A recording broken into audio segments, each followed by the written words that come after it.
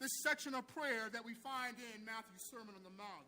And it was my hope that those two passages would aid us as we look closely at Jesus' instructions on prayer found in chapter 6 of Matthew's Gospel. And in the context of the first half of Matthew chapter 6, Jesus, he gives a series of examples by which was common for the people of that day to demonstrate right living or a righteousness before God. And he leads off with the warning in Matthew chapter 6, verse 1. He says, beware of practicing your righteousness before men to be noticed by them.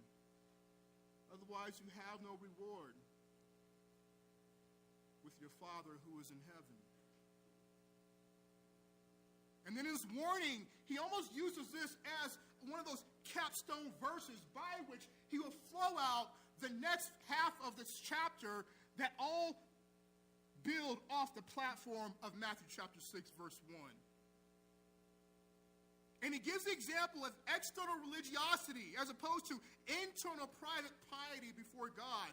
And he does this by giving three common examples of this demonstration of righteousness. First, in one's giving. Second, in one's praying. And third, and finally, in one's fasting. And as stated previously, we are coming through the second of these examples, which is how we as citizens of this new kingdom ought to be praying.